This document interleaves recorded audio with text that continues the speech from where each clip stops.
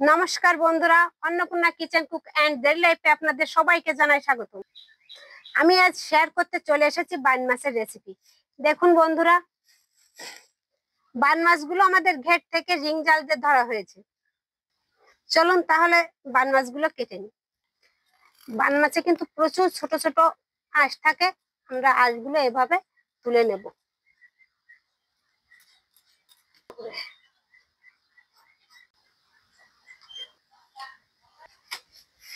তো বন্ধুরা, বান মাছে আমি একটু চুই দেব, তার জন্য আমার গাছ থেকে চুই নিতে এসেছি।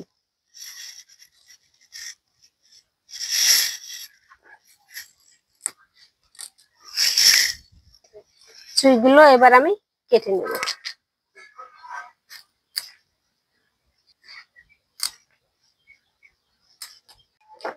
তো বন্ধুরা, দেখে নিন, বান মাছগুলো আমি সুন্দর করে ধুয়ে পরিষ্কার করে নিয়ে এসেছি।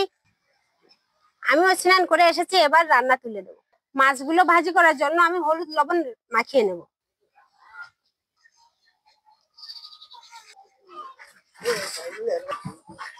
এবার আমি উনুনটা ধরিয়ে নেব।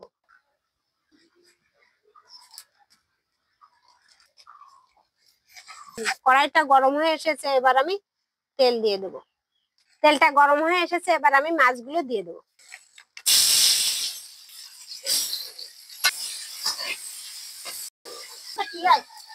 ভাজি করা হয়ে গেছে, এবার আমি তুলে নেব।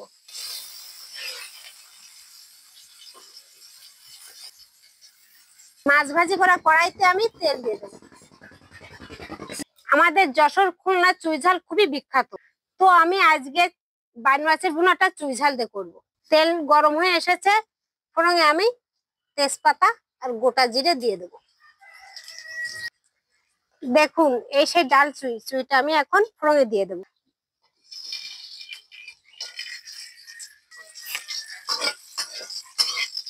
তেজবাটা, রসুন বাটা, পেঁয়াজ থেকে কাঁচা গন্ধটা চলে গেলে শুকনো লঙ্কা বাটা দিয়ে দেবো।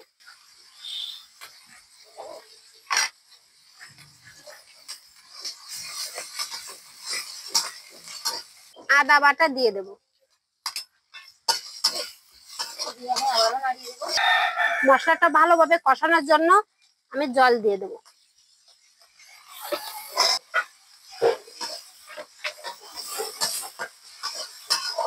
পরিমাণ মতো নুন ও হলুদ গুঁড়া দিয়ে দেবো।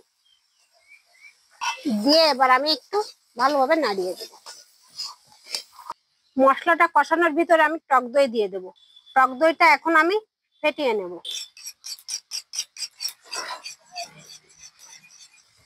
ফেটিয়ে নিলে কাটার ভয় থাকে না, কষাতেও সুন্দর হয়। এবার টক দইটা দিয়ে দেব। আবারও নাড়িয়ে নেব মশলাটার সঙ্গে। মশলাটা কষানো হয়ে গেছে, তেল ছেড়ে দিয়েছে, এবার বান মাছগুলো দিয়ে দেব।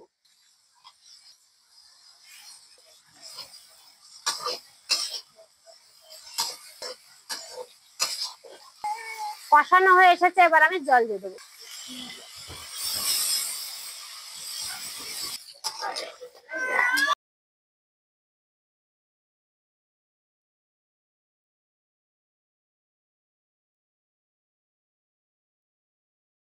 ভুনাটা আমার হয়ে এসেছে, এবার আমি মশলা দিয়ে নামিয়ে নেব।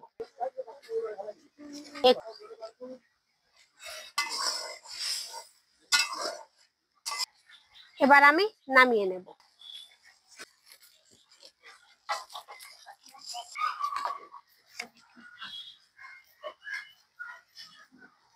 চুই ঝালের বান মাছের ভুনা রেসিপিটা আপনাদের কেমন লেগেছে? ভালো লাগলে অবশ্যই কমেন্ট বক্সে জানাবেন। এরকম নতুন নতুন রান্নার ভিডিও পেতে আমাদের চ্যানেলটি সাবস্ক্রাইব করে পাশে থাকার বেল আইকনটি বাজিয়ে দিন।